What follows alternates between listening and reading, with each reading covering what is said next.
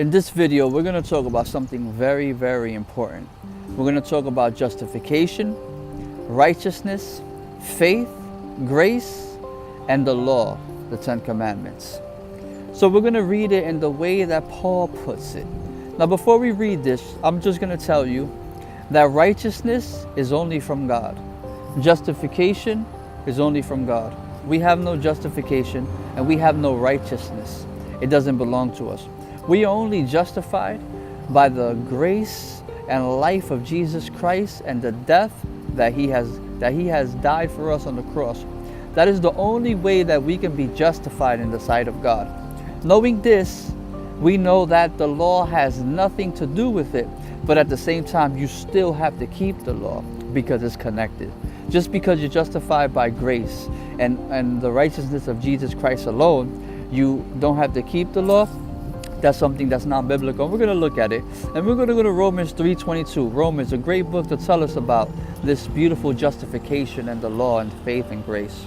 Now, it says in verse 22, even the righteousness of God, which is by faith in Jesus Christ, unto all of them that believe there is no difference. 23, for all have sinned and come short of the glory of God.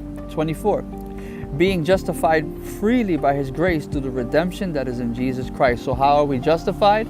By the grace of Jesus Christ freely. Okay? 25, who God sent forth to be a propitiation through faith in His blood to declare His righteousness, God's righteousness, not ours, for the remission of sins through the past and the forbearance of God. 26, to declare, I say at this time, His righteousness, that He might be the justifier and just of him who believes in Jesus Christ. So here we read that everything comes from Jesus Christ and His righteousness and His justification and His faith. Verse 27, where is their boasting then? Is it excluded? By what works of by what law? None. By the law of faith. So we see here that the law has nothing to do with it. That this justification, that this grace that is given to us freely, the 10 Commandments have nothing to do with it. Then in verse 28 it says, therefore we conclude that a man is justified by faith without deeds of the law. We read once again that it has nothing to do with it. And we read that we're justified by Jesus alone.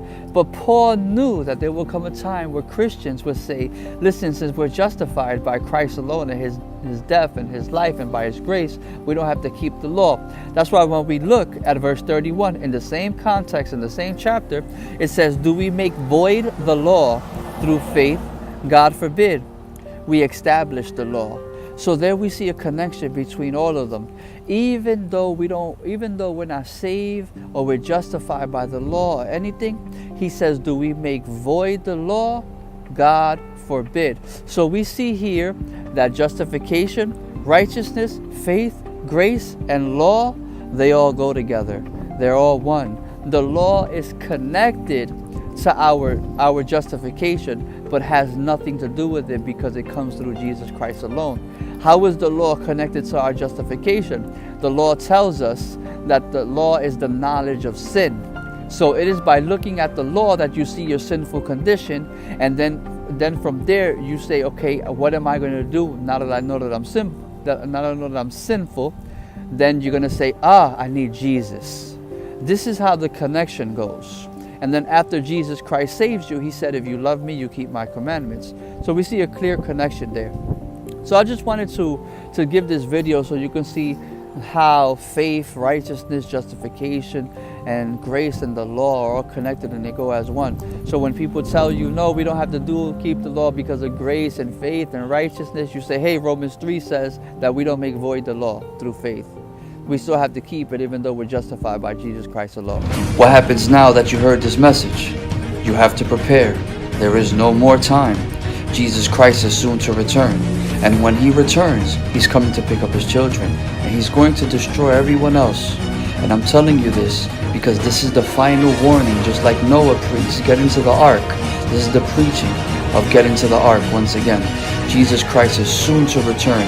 Give your heart to Him every day and live according to His word.